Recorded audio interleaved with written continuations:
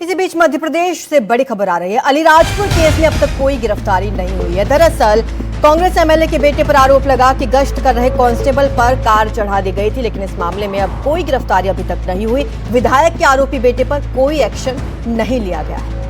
ये तस्वीर आप देखिए, जो इसका वीडियो सामने आया था, सीसीटीवी वहां पर लगा हुआ था, उसमें ये सड़क किनारे पोल के पास कुछ लोग खड़े हुए थे और सामने से गाड़ी आती है, उनको टक्कर मार देती है और इसमें कांग्रेस के विधायक के बेटे हैं जिस पर ये आरोप लगा था। आरोपी बेटे के बचाव में कांग्रेस विधायक यहाँ पर उतरे हैं। पुष्पराज पटेल ने पुलिस वालों पर गाड़ी यहाँ पर चढ़ाई थी और यहाँ पर ये कहना है कि महेश पटेल ने बेटे का बचाव यहाँ पर इस मामले में किया है। पुत्र के पीछे तो हमेशा से सब पड़े हुए हैं, ये सबको ही पता है। पहली बात, जिस प्रकार से जो धारा लगाई गई है, अगर मेरा बच्चा किसी को छोड़ने जा रहा था, थोड़ा सा डिवाइडर से वो टच हो गया ना, टकरा गया, ठीक है, तो उसके ऊपर 307 की धारा लगा दी। टकरा गए है, थोड़ा सा खंबे पे टकराई है, तो इसमें हत्या जैसा तो कोई मामला ही नहीं था, लेकिन मेरे बच्चे के ऊपर, मेरे बेटे के ऊपर हत्या वाला 307 की धारा लगाई। तो मैं इसकी घोर निंदा करती हूँ और मुख्यमंत्री, माननीय मुख्यमंत्री को लेटर लिखा है मैंने आज, और एक लेटर और जारी करने वाली हूँ कि क्या आपका शासन प्रशासन इस तरह से गलत नियमों का पालन कर रहा है। निहारिका हमारे साथ जुड़े, हमारे सहयोगी। निहारिका, मामला लापरवाही का था, हत्या की कोशिश का था, क्या पुलिस यहाँ पर कह रही है? क्योंकि माँ तो कह रही है कि हत्या के प्रयास की धारा यहाँ पर लगा दी गई है, और जबकि गाड़ी थोड़ी सी बहक गई तो टक्कर हो गई। बिल्कुल देखिए,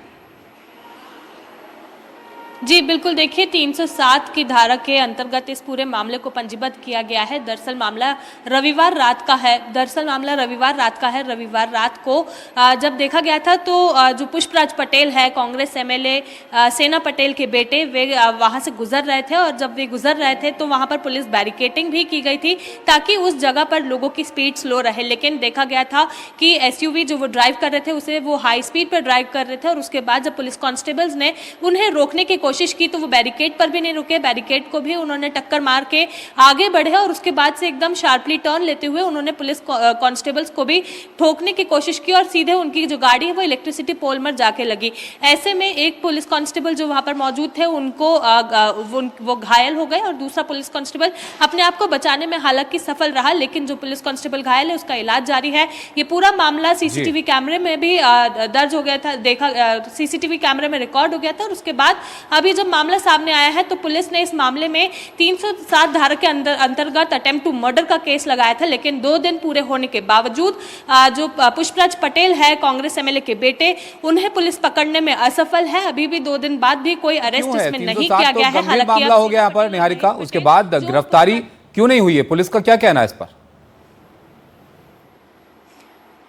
देखिए, पुलिस ये कह रही है कि हम लगातार कोशिश कर रहे हैं। पुष्पराज पटेल 2 दिन से ही फरार है। जब से ये पूरा मामला पंजीबद्ध हुआ था उसके बाद से ही वे अलीराजपुर से फरार है और ऐसे में महेश पटेल और सेना पटेल जो उनके माता पिता है, सेना पटेल जो एमएलए है, वो पूरी तरह से कोशिश कर रहे हैं कि अब इस मामले को रफा दफा कर दिया जाए। हालांकि सेना पटेल का ये भी कहना था कि हमने मुख्यमंत्री डॉक्टर मोहन यादव को पत्र भी लिखा है और पत्र के माध्यम से उन्हें इस पूरे मामले की जानकारी दी कि मेरे बेटे को फंसाने की कोशिश की जा रही है। हालांकि पूरा मामला सीसीटीवी कैमरे में कैद है। देखिए, ये पहली बार नहीं है जब पुष्पराज पटेल के खिलाफ कोई मामला दर्ज हुआ है। 2024 सितंबर में भी उनके खिलाफ एक मामला दर्ज हुआ था और वो मामला कुछ इस प्रकार का था कि वो एक लड़की जो 25 साल की लड़की थी उस पर वो प्रेशर डाल रहे थे शादी का और वो लड़की इतनी फ्रस्ट्रेट हो चुकी थी कि उसने सुसाइड कर लिया पुष्पराज पटेल का नाम लिखने के बाद। अब ये दोबारा केस सामने आया है जिसमें वो दोबारा से फरार है और पुलिस अभी तक उन्हें पकड़ नहीं पाई है। दोबारा एक और केस है जिस पर कार्रवाई को लेकर अब सवाल है कि आखिर पुलिस की कार्रवाई अभी तक आगे इसमें क्यों नहीं बढ़ी है। जो पिता हैं वो